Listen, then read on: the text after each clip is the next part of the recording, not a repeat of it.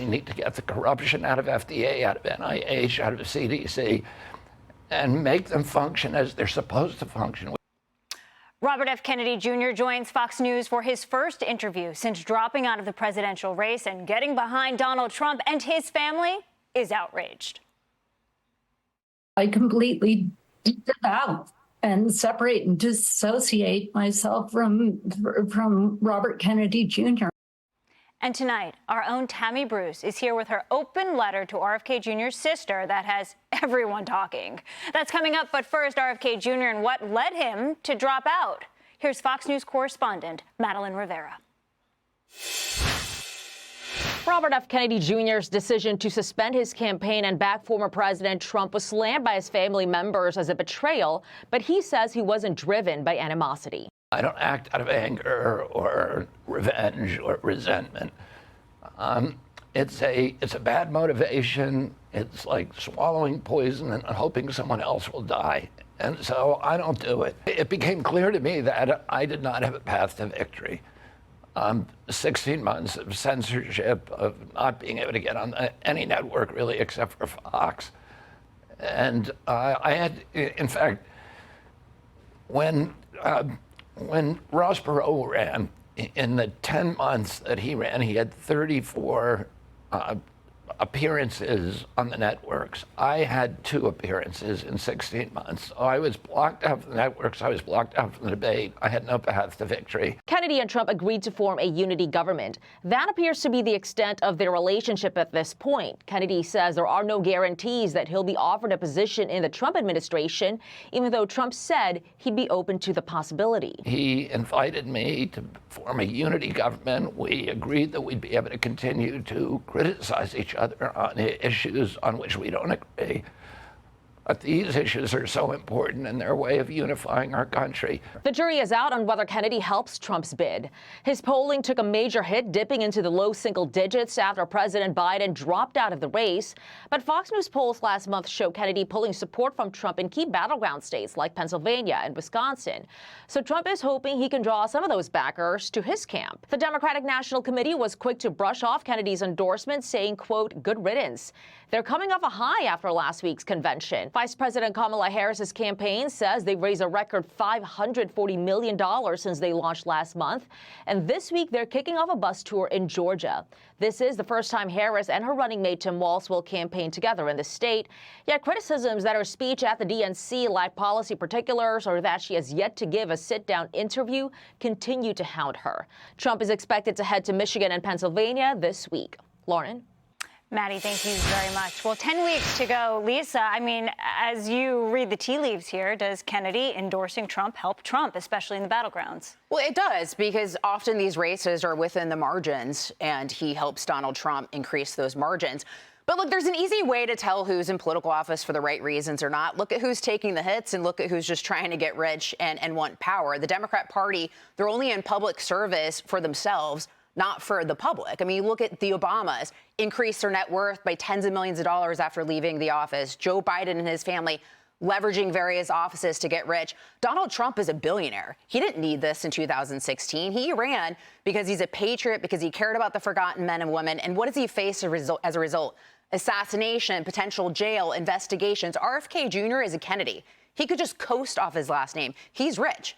He didn't need to spend his life trying to look into vaccines and public health and bring it all to the forefront. Elon Musk, same story. He didn't need to buy X and to be a free speech advocate. He's faced investigations as a result. So look at who's taking the hits for the greater good, for the greater good of the country, and then look at who's just wants power and is trying to get rich. It's pretty obvious. The Democrats' strategy is to take down Republicans, right, and to continue to smear MAGA, and we're seeing that from many in the media as well. Let's roll the soundbite that we have.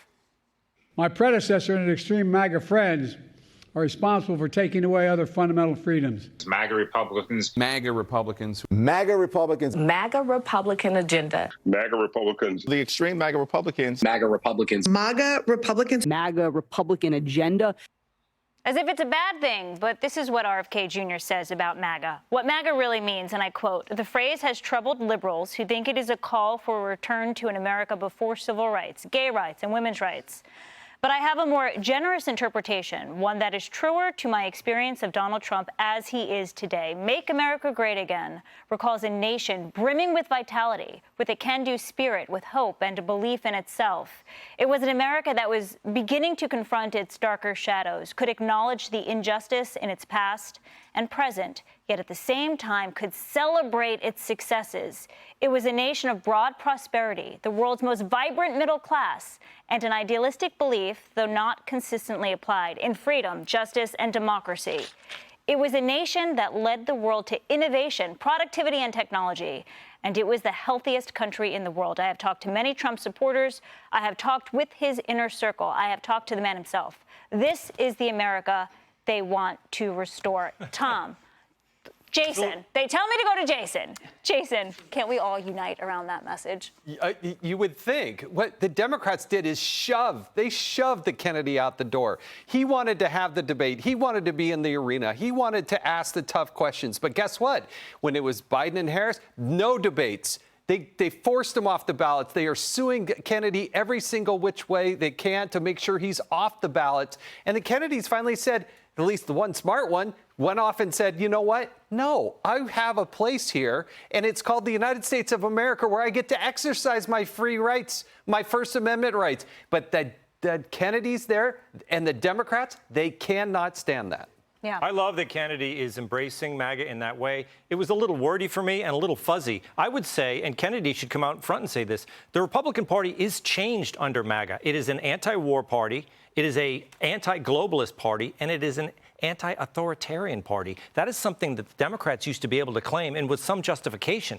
They are no longer. They are pro-authoritarian, they are pro-war, and they are globalist. And, you know, Kennedy should say that. He should say, things have changed. Donald Trump isn't just MAGA. MAGA is a new party. And I'd make the argument that Democrats have not changed. And that's why we saw all the old Democrats at the DMC. The party has not moved on. They're using the old power to stay in power. Yeah. So RFK Jr.'s sister, Carrie, is publicly shaming him for aligning with Trump. This was from earlier today. Watch here. I'm outraged and disgusted by my brother's gaudy and obscene embrace of Donald Trump.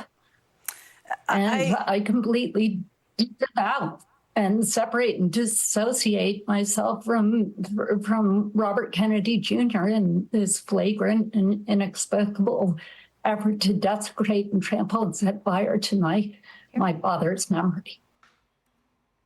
Our own Tammy Bruce is going viral for her reaction to Carrie's dismay of her brother. Tammy is here to talk about her open letter to Kerry Kennedy. Tammy, welcome. There's like 5 now.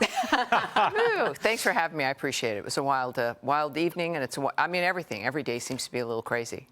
But thanks for I was frankly shocked at how viral it went. And you can have posts on X or any social media that gets retweeted a lot or read a lot.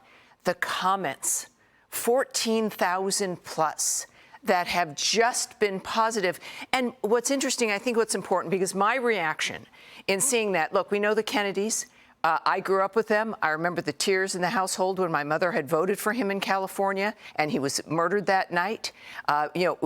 My generation, we've bonded with the Kennedys. We know they're imperfect. We all are imperfect. And yet, at the end of her statement, they've been always very close to their family, say nothing publicly, despite the remarkable scandals. And yet, at the end of her statement, she said, this is about, he's destroyed or is against the values of my family and my father. And I thought, Kennedy values. As a woman, I just turned 62. We're a reflection of John Kennedy and Robert Kennedy and Martin Luther King Jr. and everything that came after. And we know when we think about values, and I thought to myself, I've never heard them throw someone under the bus. They've never thrown anyone to the wolves, but they do it to this guy despite the nature of, Chappaquiddick and Marilyn Monroe and the treatment of women in general, the divorces, of course, all the kinds of things. It's remarkable things, and yet this is what they're going to throw someone over for who acts on his conscience to make a difference for this country. I found it outrageous with what Americans are going through, and I think that's why the reaction was so strong. Well, and his wife, Cheryl Hines, also, posted on X, and she said, I deeply respect the decision Bobby made to run on the principle of unity.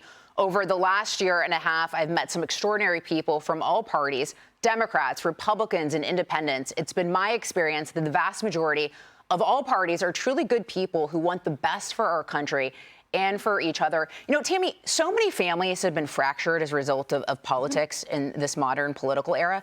How much of that do you think is why this resonated with so many people? I think that's in part of it, but we also have had this interesting bond with the Kennedy family. They're like our royal family. Yeah. And we've always rooted for them because we knew of the lost potential, and now we wanted new possibilities, and it just never happened. Maybe the closest was John Kennedy Jr., and then the horror of what happened to him and his wife and his sister-in-law. It's like Americans, we're going through it with them.